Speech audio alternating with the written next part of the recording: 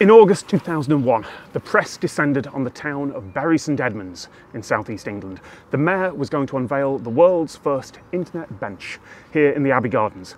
I'm not sitting on the bench for a couple of reasons. One, I can't get close-ups of it while I'm sitting on it, and two, it looks like quite a lot of the local bird life has been perched above it recently.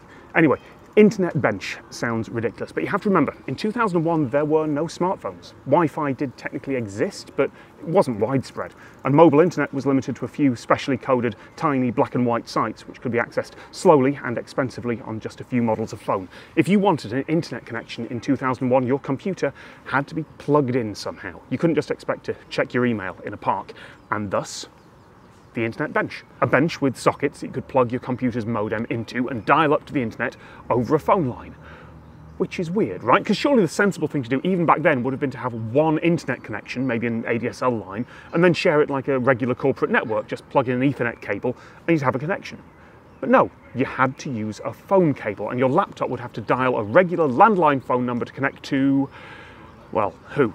Launch day photos make it very clear who you were supposed to connect to, or at least it would if the mayor had realised which way up stickers need to be on a laptop. This was all a publicity stunt for MSN, the Microsoft network, and there are some very nice quotes from MSN staff in the BBC article about it, which were probably pasted straight from the press release.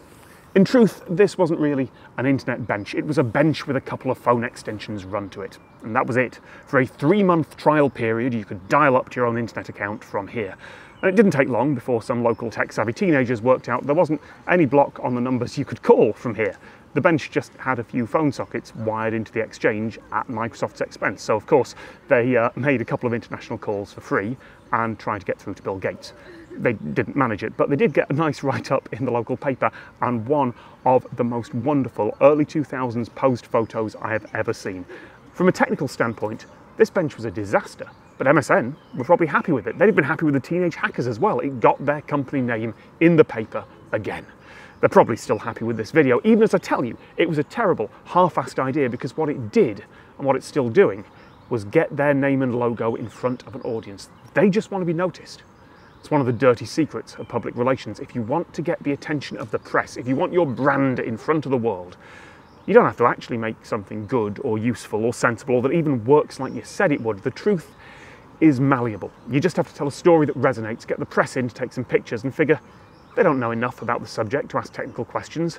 And then after you've got those column inches, or these days the retweets and clicks, you can basically abandon the whole project. The public are fine with it. It's a silly story that doesn't matter. The press are fine with it. They've got content and sold the adverts around it, and it doesn't matter if it gets ripped apart later. As long as it doesn't kill or maim anyone, then you got your free advertising. And we've seen this time after time after time. Heck, I've done it occasionally in the past. That's not even the same bench, actually. It's the right location, but it's been swapped out for a different one with a couple of plaques on it and no phone sockets. But then the bench working was never the point. This wasn't about connecting the town of Bury St Edmunds or blazing a trail into the future. It was about getting cheap advertising.